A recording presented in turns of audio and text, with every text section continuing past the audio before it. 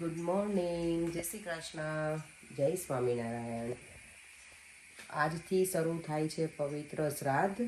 16 દિવસના શ્રાદ્ધ હોય.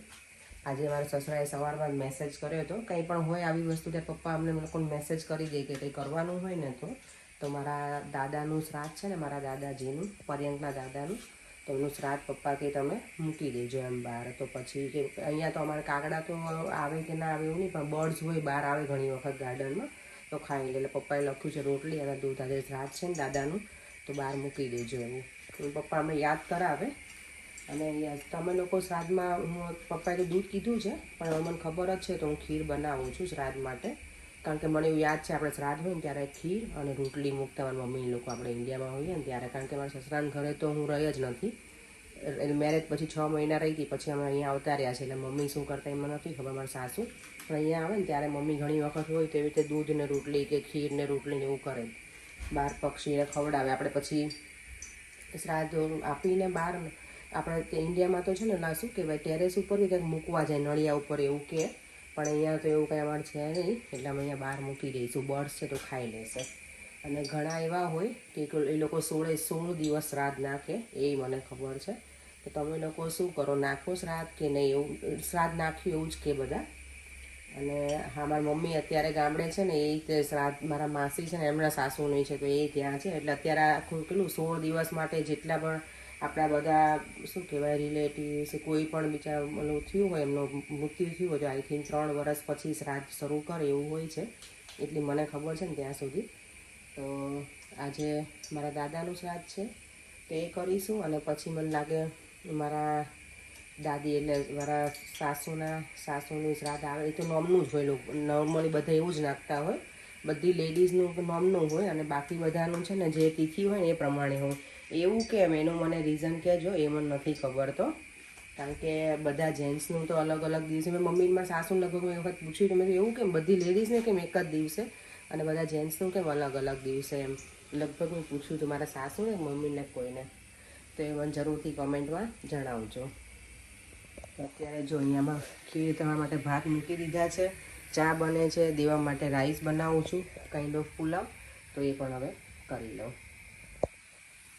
શ્રાદ્ધ માટે ખીર અને રોટલી રેડી કરી દીધું છે. મારા સાસુને મેં કોલ કર્યો કેવી રીતે મૂકવાનો, તો મમ્મી કહે કે એને ચોળી કે ખીરમાં રોટલી ચોળી અને પછી 5 કે ઢગલી કરી દેવાની. એટલે હવે એવું કરી અને બહાર મૂકી દઈશ. હોપફુલી બર્ડ્સ ખાઈ જવા જોઈએ, કારણ કે અહીંયા ઘણી વખત હવે શું ઠંડુ થઈ ગયું છે ને તો બર્ડ્સ ઓછા આવે પાછા, નહીંતર વચ્ચે તો આવતા. એટલે હવે શ્રાદ્ધ મૂકી દઉં બહાર.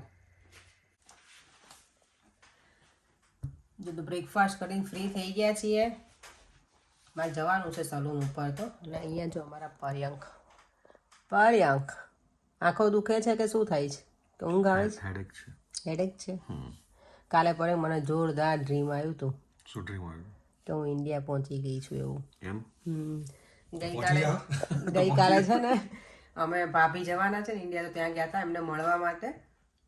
તો પછી બધી ઇન્ડિયાની વાત કરી રહ્યા. હમણાં હું ઇન્ડિયા જઈને આવી ખબર નહીં, તો કાલ રાત્રે એવું ડ્રીમ આવી ગયું કે હું ફરીવાર ઇન્ડિયા ગઈ છું. ઓ માય ગોડ, એટલી આમ ખુશીથી ગઈ હતી ને બધાને મળીને. ખરેખર આમ ડ્રીમ આવે ને ત્યારે એવું થાય કે ખરેખર સાચું જ છે એવું. પછી સવારમાં ઉઠીને જોયું તો અહીંયા જ હું હતી, ઇન્ડિયામાં તો કંઈ હતી કઈ આપણે પ્લાન કરી ડિસેમ્બરમાં. ડિસેમ્બરમાં તો નહીં જવાય. ડિસેમ્બરમાં મારે કામ છે એટલે મારે જવું છે ઇન્ડિયા. તમે એકલા જઈ આવો? એકલા નહીં જવું, આપણે બધા જોડે જઈએ. ના મેળ થાય ને બકા, પર્યંકને પર્યંક શું દેવામને રજા ના હોય ને, સારું નથી લાગતા. એટલે ડિસેમ્બરમાં લેટ સી. હવે દેવામને રજા એવું થશે સેટિંગ, તો કંઈક કરીશું હોલિડેનું. ડિસેમ્બરમાં અમે જઈએ ને તો પર્યંક અત્યારથી હવે ટિકિટ બુક કરે ને તો એ બહુ એક્સપેન્સિવ હોય. એટલે આપણે એવા ટાઈમમાં જવાનું, ક્વાઇટ ટાઈમમાં. જે ઇમ્પોર્ટન્ટ કામ છે ને પતાવી દઈએ. અત્યારે જો અહીંયા બહાર બેસીને સરસ સનશાઇન એન્જોય કરું છું, ક્લાયન્ટની વેઇટ પણ કરું છું. અને આજે કોણે કોણે શ્રાદ્ધ નાખ્યું છે તમે તમારા પિતૃ દેવતાનું?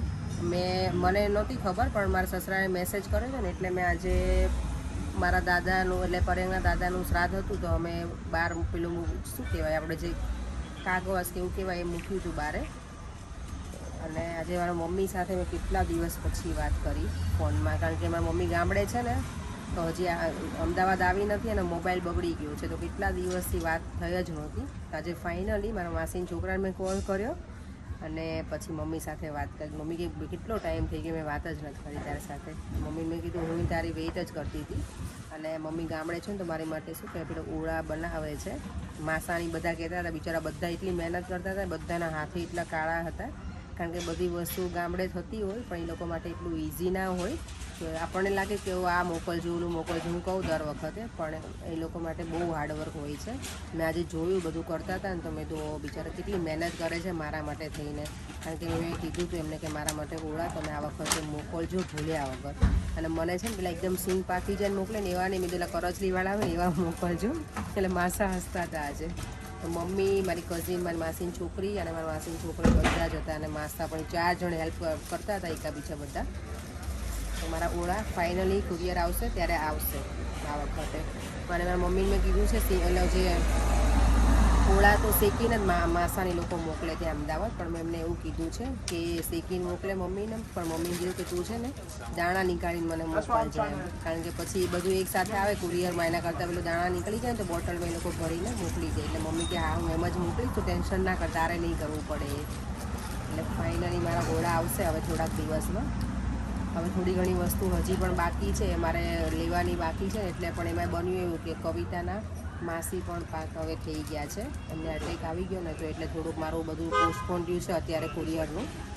કવિતા એમાં બિઝી છે થોડી, એટલે મેં કીધું વાંધો નહીં, તું ફ્રી થાય ને પછી મને થોડું લઈ આવી આપજો, પછી કુરિયર કરાવડાવી દઈશ. ચાલો હવે અત્યારે કેટલા 5 વાગવા આવ્યા છે, અને અત્યારે જો આજે આટલું બધું સની ડે છે હજી પણ. અહીંથી નીકળી ગઈ છું, અને અહીંયા જો આ લોકો આવી રીતે સૂતા હોય, જેને ઘર ના હોય ને.